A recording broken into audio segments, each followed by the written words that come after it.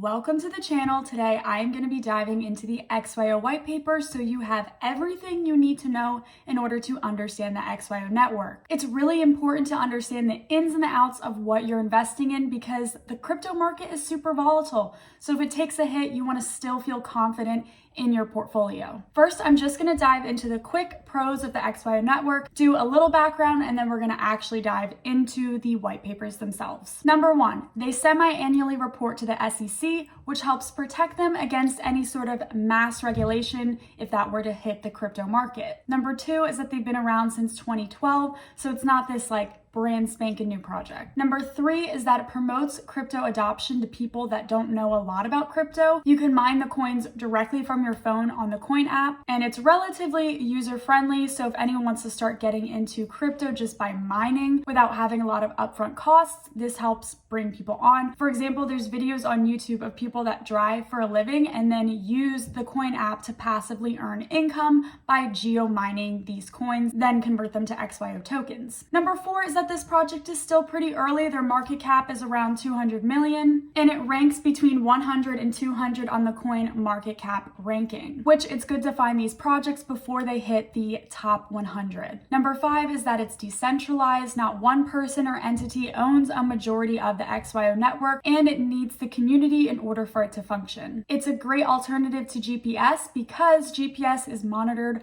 by the government. Number six is that there's not a lot of competitors for XYO because location data is really hard to create an oracle for, and XYO network has already gotten so far with this challenge, it would be hard for someone to come into the space and compete against them. If you're looking to build a portfolio with a coin that has a lot of utility, low competition, protection against regulation, highly decentralized, and is profitable, the XYO network is for you. So let me get into just a quick overview of what XYO does. XYO network is designed to collect location data that can be used to track objects like a package or a truck. They collect the location data from devices that are called sentinels, and two devices need to interact with each other. They basically need to witness each other at the location in order for that data to be collected. Then they take that data and test all of it, and only data with the highest scores ultimately get used and get added to the blockchain in order to answer where that object is. In the white papers, the use case section is all the way at the bottom, but I wanted to bring this up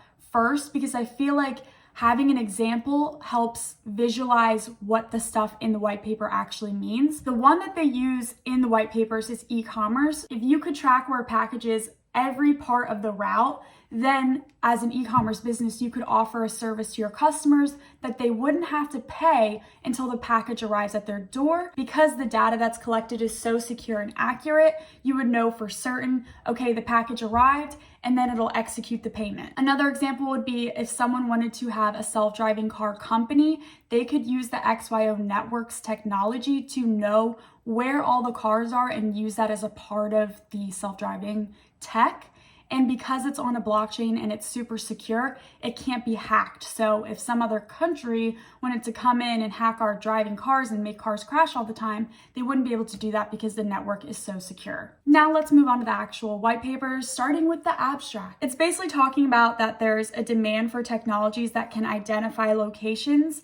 As we went over this with use case, people have attempted this before but failed because it relied too heavily on trust. For example, someone needing to report their location, or with GPS risk being hacked.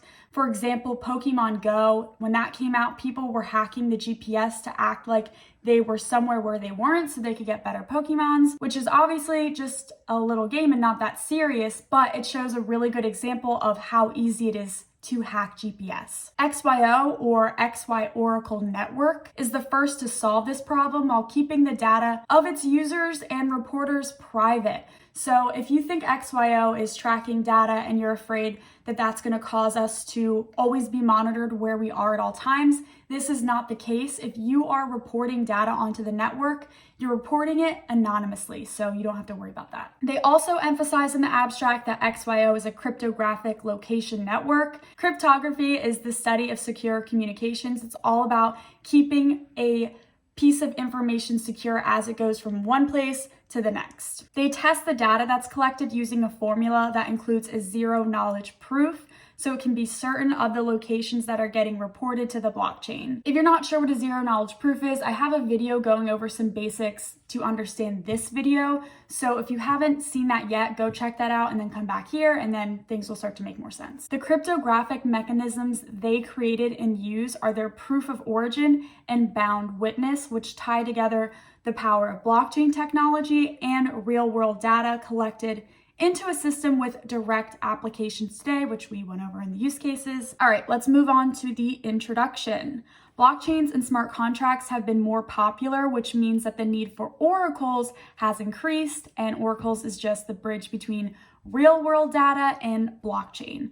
Oracles are designed so both parties can agree that the smart contract is true and has not been corrupted. Location-based oracles are extremely difficult to create because there's so much room for corruption. Risks like data manipulation, data pollution, which is just irrelevant or redundant data, data loss, and attacks on the network, and more. Physical data faces more challenges with certainty and accuracy when it comes to data collection, which is why most oracles focus on bridging online data rather than physical real-world data. The XYO network has been working on an oracle for people to use smart contracts for things in the physical world, like an API, so in a way that the XYO network can be used to fetch information about the physical world, test the data, and then put it onto the XYO blockchain and feed to the smart contracts. This type of oracle has not been possible until the XYO network was built, which they so graciously highlight in their introduction. Keep in mind, this white paper was written back in 2018. They plan to build on a pre-existing infrastructure made of 1 million devices. As of today, you can download the coin app and start geo-mining coins and then convert them to XYO tokens. They mentioned that in 6 years, they already created the largest consumer Bluetooth/GPS network in the world, which points to the fact that it would be difficult to create a network from scratch to compete directly against XYO as a leading location data oracle in crypto. All right, moving on to history, background, and previous approaches. Location-based technology dates back to the 1940s, which, as rudimentary as it might have been looking back now, it shows the importance and need has been around for a long time. We have also seen location-based technologies continue to advance since the 1940s, so arguably crypto location network is clearly the next advancement, and XYO is just the first to really do it. The previous approaches to location tracking have yet to address the most critical component we face in location technologies today, designing a system that detects fraudulent signals and disincentivizes the spoofing of location data. So if it sounds like I'm repeating myself, that's just how it lays out on the white paper to kind of like mention something and then dive a little bit deeper later on. XYO proposes that the most significant crypto location platform today will be one that focuses most on proving the origin of the physical location signals. Wait, that's what XYO does. Oh my God. Weird. If you can see the history of a device that collects location data, then you can conclude that the device is not acting maliciously. While on the other hand, if a device ever acts as a hacker and we are able to see that in its history, the device can no longer be used on the network. We will get in way more depth on that, so just sit tight there. They also mention and go into detail about how Ethereum has a history of attempting location verification, but it never really took off due to all the challenges that come with location data. Just to drive home one more time that nobody does it like XYO. Proof of location takes advantage of blockchain's ability to timestamp and be decentralized, and then combines that with physically collecting data in an ideally tamper-proof way. Some existing oracles have the weakness of a single source of truth, which creates a single source of failure. For example, does the party have one Ethereum in their wallet? With one source of truth, you would only need to hack that one piece of data that's getting collected to trick the oracle into thinking that the wallet does have one ETH when it actually doesn't. If you needed 2 or more sources of data to confirm back to the smart contract, then you would need to trick both sources rather than just one, so the more sources, the harder it is to trick. Location data obviously faces the same problem. If only one device collects location data that's getting fed to the blockchain, it would be way too vulnerable because it would only take corrupting that one source of data to trick the system. XYO uses a device that can move around to collect physical data. They call this device a sentinel, and 2 or more sentinels need to interact with each other to collect data for the network. And they use multiple pieces of data collection to prove something is true. So the 2 sentinels need to witness each other versus just one sentinel just like reporting. It needs to interact, report, interact with another one, report, interact with another one, report. The solution that XYO provides is their devices can report anonymously. They test the location data that's collected with a sophisticated proof so they can eliminate the need to trust the devices. And they use a crypto location protocol, which keeps the location data secure while passing the data along from device to device. It's not as simple as one piece of data confirming or denying the location of something because that leaves way too much room for hacking. This system needs to be more complicated so a location can be mathematically proven with almost no doubt of the object's location. The XY Oracle Network introduction. The goal of XYO is to create a network that limits the need for trust. It's decentralized, so not one person or entity owns a majority of the network and can resist malicious attacks. When someone needs to know where an object is, XYO will provide the best available data to confirm where that object is. They accomplish this by collecting data and pushing it through a process that sheds the bad data out with each step to reduce location spoofing. They use a zero-knowledge proof and a process made up of 4 different components. And by components, they mean 4 different devices that all have 4 different roles for the process. Look at us, we're just breezing right through these white papers. It's not scary, keep it up. XYO's system provides an entry point for physical data into a protocol of connected devices that provides a high certainty on location data through a chain of cryptographic proofs. Users can issue a query. They call it a query. It's just like, hey, where's my package? And they get issued on blockchains that can process smart contracts, like Ethereum, for example. And then XYO has a device called a diviner, and then they're considered the answer aggregator, which means they're looking for questions on these blockchains outside of the network, and then they'll go fetch the data from the XYO network to then answer them. And this is in the form of a smart contract. The diviners will also make sure that they're getting the data with the highest accuracy before they use it for an answer to a query. Then when the diviner gets the answer, it's then tested by other diviners and can only be fed back into the smart contract after the diviners reach consensus. And the XYO network process is made up of 4 parts, these 4 components. If I say component, this is what I'm talking about. It's a sentinel, which gathers the data, bridges, which receive the data from the sentinels, and then relay it to archivists. And then archivists store the data, and diviners find the questions and use the data from the archivists to answer. So the diviners only use the data from the archivist network. It doesn't have to interact with the sentinel directly to pull data. The formula they use to score the accuracy of the data collected is called the origin chain score, which uses a proof of origin chain, which sounds kind of redundant, but I'll explain. The origin chain score is the score, and what they're scoring is the proof of origin chain. Okay.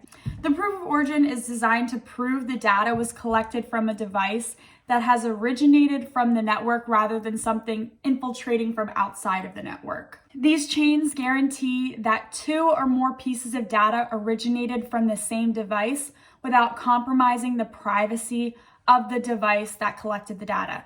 Think of it like a list of every place the device has ever been. So the device's first piece of data that it collects can be reported to the network, but that first piece of data can never be used to actually answer one of the queries. Each component of the network has its own chain of origin, so the sentinels, the bridges, the archivists, the diviners. When the data moves from one component to the next, their chain of origin gets chained together and tied to that piece of data. The longer the chain, the more history it has to prove how accurate and reliable that data is. So this is how they're testing the devices. The 4 components make up the process that feeds the data to the blockchain. And some data will get stored, but it might not get used for the blockchain. The XYO main chain is the ultimate blockchain ledger. It stores the list of questions and answers along with other data that has been gathered from the diviners. The data that ultimately ends up on the XYO main chain can be used as a source of truth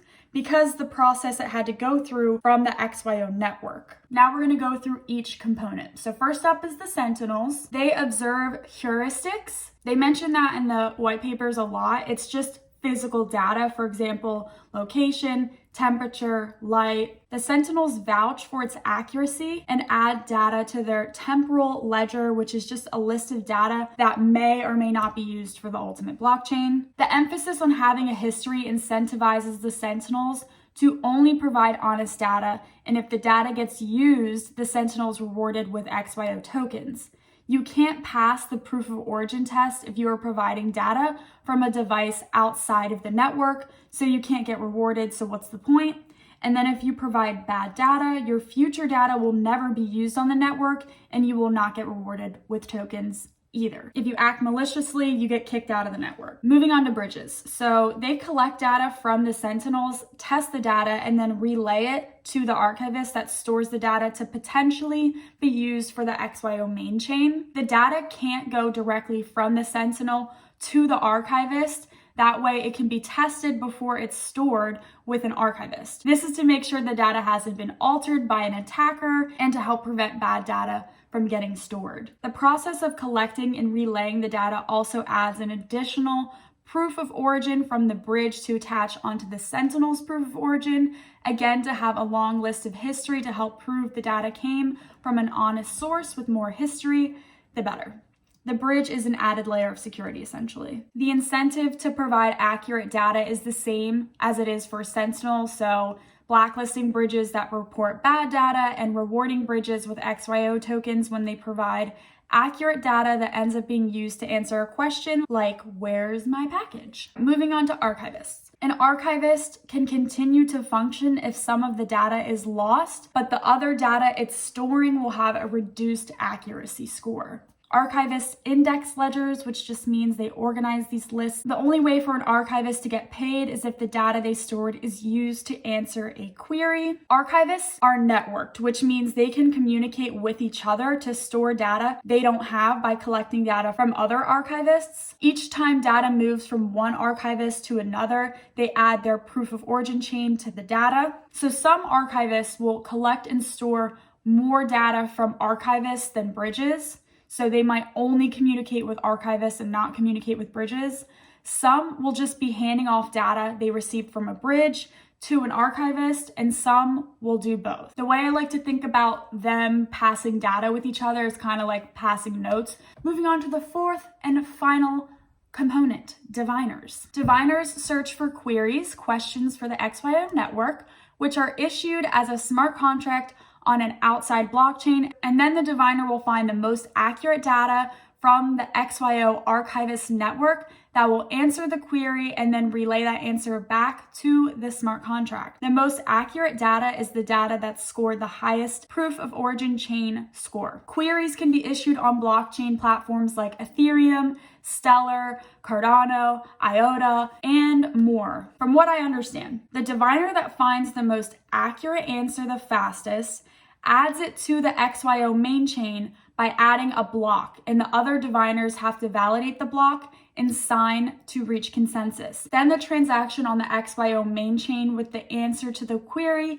gets sent to the smart contract that's on another blockchain, and it's sent by the diviner that found the answer, and the transaction includes the answer, the score, and the list of signatures from the other diviners that agreed with the answer. Multiple diviners are going to be looking for answers to the same question, so if they found the answer, it'll have a chance, but only the one with the highest score will ultimately be the one creating the block through proof of work.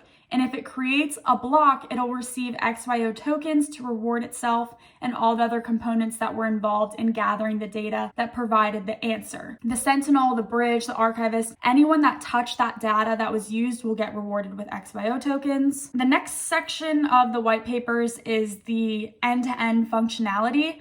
And I'm not going to go through this just to keep this video from getting even longer than it probably already is. But based on what we just went over, you should be able to go through this yourself if you want to and start to understand what number 1 through 9 means. So moving on. Blockchain as a single source of truth. The more answered questions that get added to the XYO main chain, the more it can be used for info that doesn't change rather than continuing to fetch the same data. For example, a map. If you're going to use data to map out the world, you don't need to fetch the same data over and over and over again to confirm where your house is located. Although this could never eliminate the archivist process because new data is always going to be needed to identify where moving and changing stuff is. If you were using an XYO-based map and a road was closed, new data would need to be retrieved to identify that. XYO Network's framework for selecting the best answer candidate. Multiple diviners are searching for answers to the same question, but they only end up using the best one. The best answer is based on the highest origin chain score, data collected and stored from devices with the longest and most accurate history. The best answer is scored at 100%. Unless newer, better answer comes along, then that new one becomes the new 100%. But if newer data comes along and it's not as good, it's going to be scored lower than 100. You can pay less for a lower score or pay more for a higher score based on your level of tolerance to how accurate you want your answer to be. The way I think about this is if you lost your phone and you weren't sure if it's somewhere around your house or if you just came from the city and you thought maybe you left it in the city, you could issue a question to the XYO network. It'll figure out where your phone is, but you don't need it to be super accurate because it's either in your house somewhere or in the city where you just came from. The XYO network's like, okay, it's in this vicinity over here, and that vicinity is your house. That's enough information for you to confirm, okay, it's in my house somewhere. I don't need it to be telling me exactly what room of my house. I just need to know I didn't leave it in the city. Initial integration with public blockchains, we kind of talked about this already. Currently, outside networks create a smart contract to use the XYO network to fetch location data to answer questions. Public networks like Ethereum, Cardano, EOS, Stellar, etc. You get the idea. But eventually they want the whole process to be on the XYO main chain so it can be more scalable and reduce gas. And the fees get paid to the network more directly. And we know Ethereum and other networks can get clogged up. All right, we're getting to proof of origin. This is where things are going to get a little bit more technical. And I know it's a lot, but this is probably the most important thing to understand out of the whole entire white papers. This is what XYO is doing that nobody else is doing. Even with a network made of devices out in the world, moving around, collecting data, it's possible to determine that the data is true by using a zero-knowledge proof and that 2 or more pieces of data originated from the same source, 2 pieces of history of where the device has been at least. They also have nodes with absolute location. So these are nodes that don't move. These help validate other devices that do move. By tracking a moving device's history, you can see if it's ever interacted with an absolute device, and if so, the data that it's reporting is going to score higher. This is because non-moving devices are more secure. Private keys work well for devices that don't move because they're more secure physically, but since XYO relies on devices that need to move around, they can't rely on a private key system because the moving devices will be way too vulnerable to getting hacked.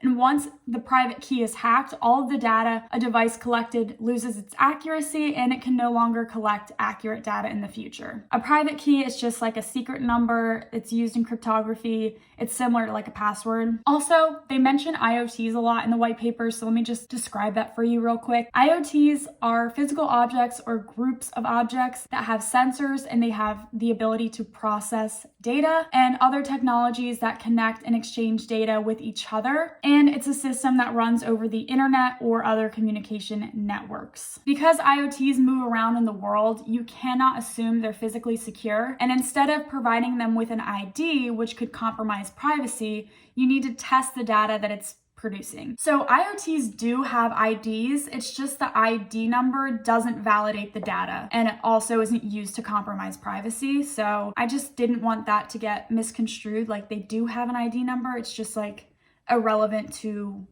validating data. The solution to avoiding the use of private keys and validating data from an ID number is the proof of origin. The proof of origin relies on a bound witness, which is two devices confirming that they both witnessed each other. Since both devices can co-sign the interaction, this allows for a zero-knowledge proof.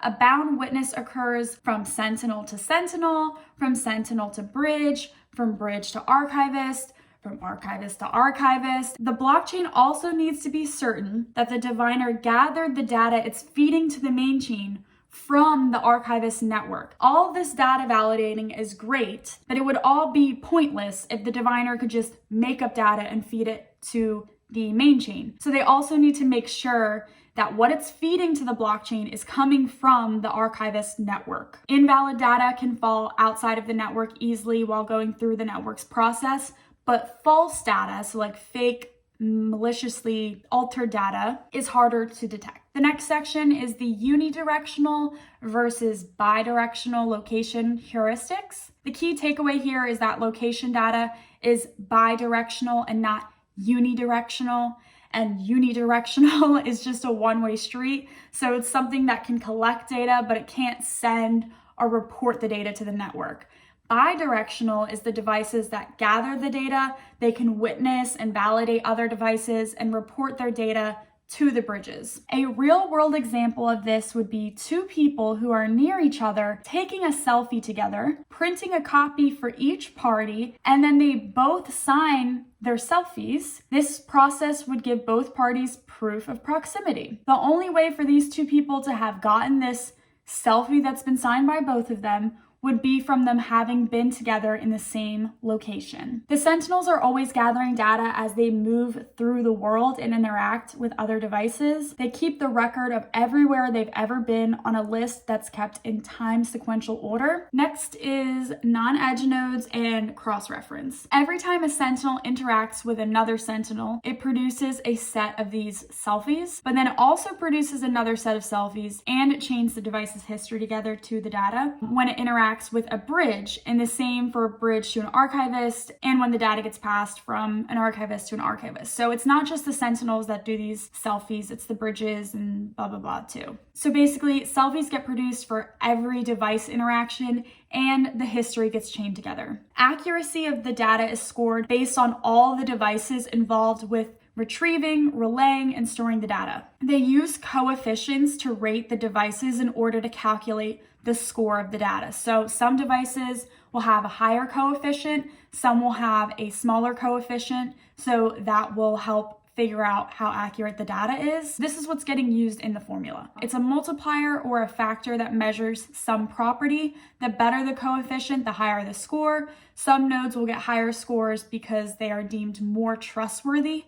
For example, having more interactions with those absolute devices that don't move. Once the diviner calculates the score and gets the answer, another diviner should be able to use the same data and the same coefficients to take that calculation and arrive at the same score in order for other devices to reach a consensus. All right, next we have this diagram here. This is just showing what it looks like when two sentinels interact with each other.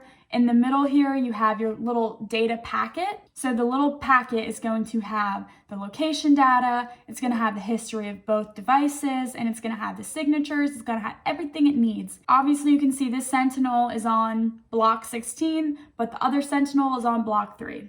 Continuing with proof of origin, now we're on origin chains. Each device keeps a track of its history in the form of a ledger or list and signs off on each interaction with another device. So basically they all generate their own blockchain. If two devices interact twice, you wouldn't know by the data because the devices are anonymous. So it's always like they're interacting with a new device each time. When two devices witness each other, a public and private key pair generates and is used to sign their previous block, their current block, and also the next block, which chains all of the blocks together. Once the previous block is signed, then that one will be sealed because that's the final step. The private key is then deleted.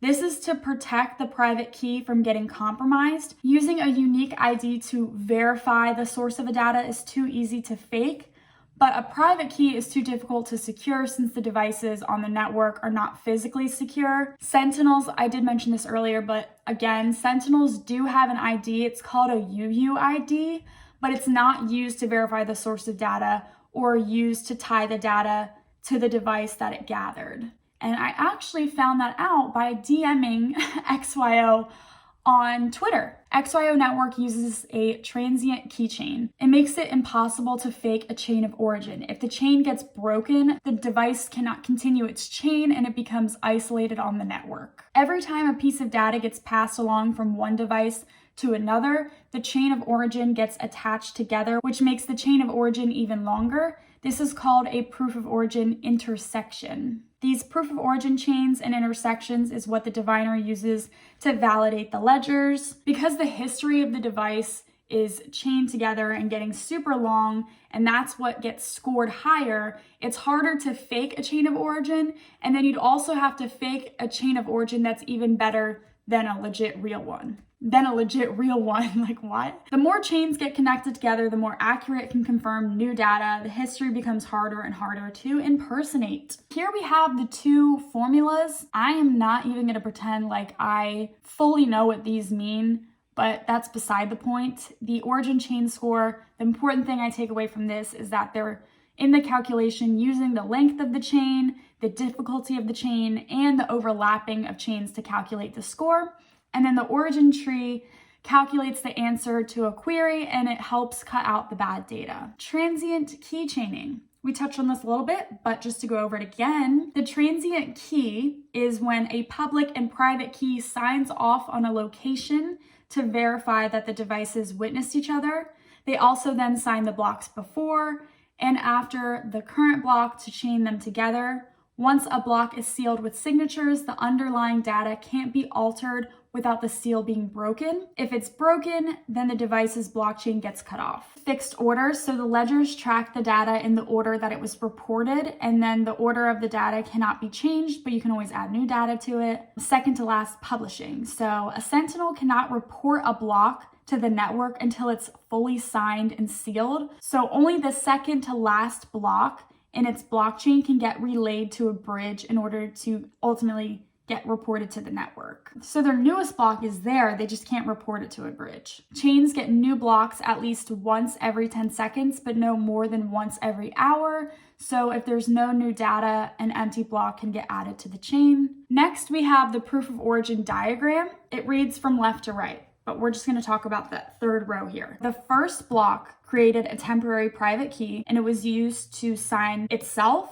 and it was used to sign the second block after the second block generated, and then it was deleted. The second block created its own private key, and then it signed the first block, it signed itself, and then the third block got generated. The second block's private key then signed the third block and then was deleted. And the same thing for the third block. It created a private key, it signed the second block, it signed itself, and now it's waiting to sign the fourth block. Now, this sentinel can report block 1 and block 2 to the network, but it can't report block 3 until the fourth block is created, because we need the third block's private key to sign the fourth block, and we need the fourth block's private key to sign the third block. So that's what it means when it's only reporting the second to last block. Next, we have the security considerations. So I mentioned this before, the network needs to know that the diviner gathered the data from the archivist network, or else the whole process is pointless. This would be a fake diviner. So if someone came in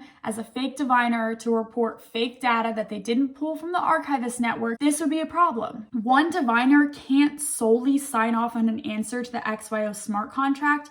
Other diviners need to validate and sign off on the answer to prevent one fake diviner from attacking the network. They also talk about this DDoS attack, which is basically just an attacker purposely clogging up the network in order to prevent the regular activity of the network. This is why they implement a puzzle to be solved in order to generate blocks on the XYO main chain. It would make it way too expensive and require a lot of resources to clog up the network if you were trying to do a DDoS attack, but it's not expensive or labor intensive enough to exhaust the network from running properly on its own. This next section here, it just means, oracles are good. That's all you need to know. Next is the XYO crypto economics. XYO tokens are used to issue queries, and you can set your desired accuracy level.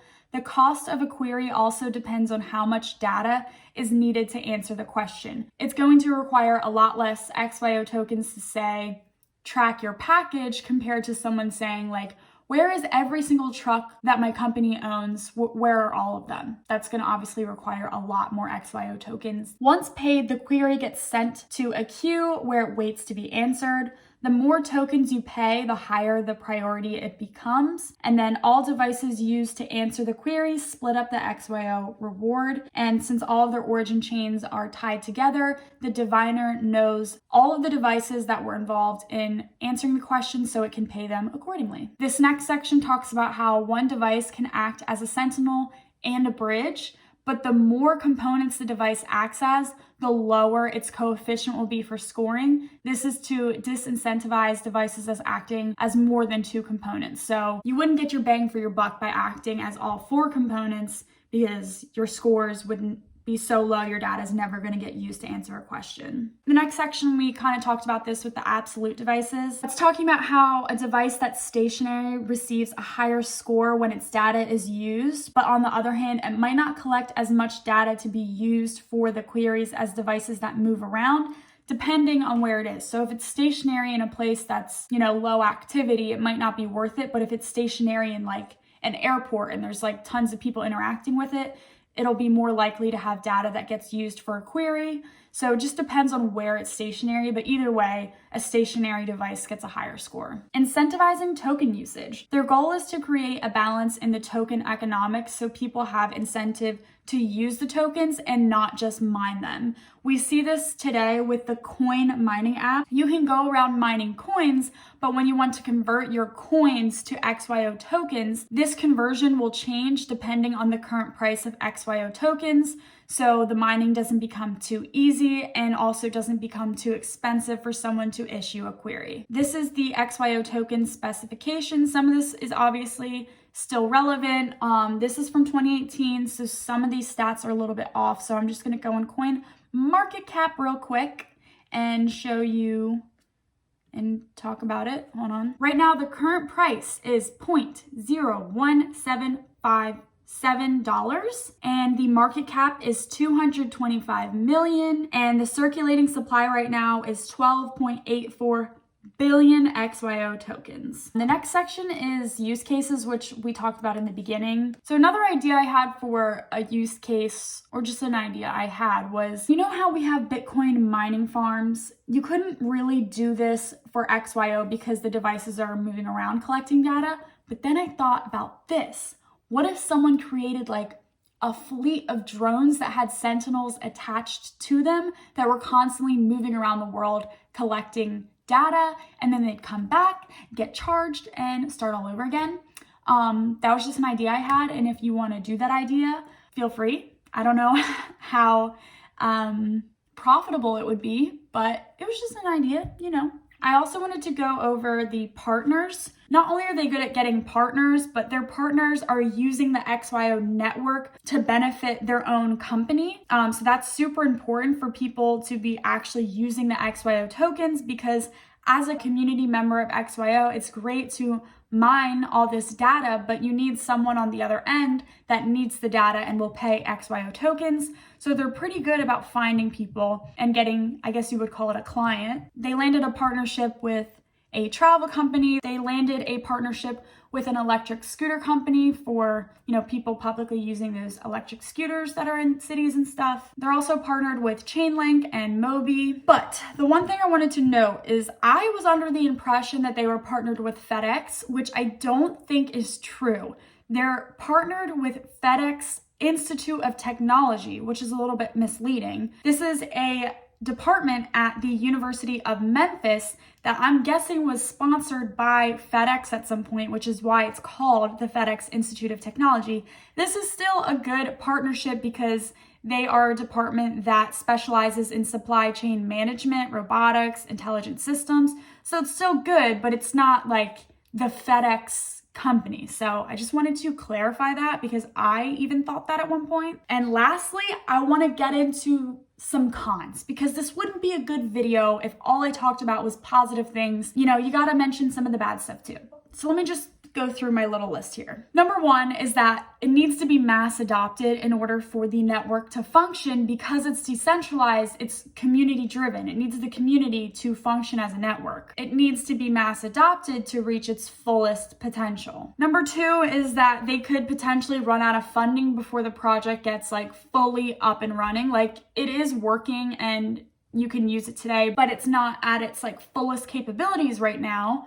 It's still relatively small. So if they ran out of funding before it becomes just like this massively adopted network, that would be bad. But they also have pretty big partnerships and they're good at getting partnerships. So I don't think it's that likely because if they ran out of money, they could just reach out to investors for more funding. My third qualm, if you want to make some serious money in crypto, you have to get into projects early. But because you're getting into projects early, it does make them a little bit more risky. This is, in my opinion, not necessarily an overnight 10x. This is something that you're gonna wanna stack up and hold for the long haul. And lastly, crypto is just a speculative market. Nothing's guaranteed. So obviously I did a lot of the research for you. So I don't wanna sit here and say, do your own research because I kind of just did most of it. But I do want to say, make your own decision. So don't go by my opinions and what I have. If you're going to invest in the XYO network, that's on you. You have to be able to take responsibility for that choice to invest in a speculative market. All right, that's finally all I have for today. I want to do another video going more in depth on the Coin app and how to geomine XYO tokens. But if you have any questions or didn't quite understand something, feel free to comment below and I will do my best to answer and help you understand this because the whole point of this video was to help people fully understand these white papers since it is so challenging to read. And if you want me to do the white papers of another project, comment it down below and I just might do that one next. Thank you so much for watching this video. I put in a ton of work, a ton of research, and I just really want this video to help other people, one, understand crypto better, understand XYO Network because I'm really passionate about this network. I just hope that this helps at least one person and then that would make all of this research worth it. I mean, it also helped myself too, but you know, it's always good to help other people.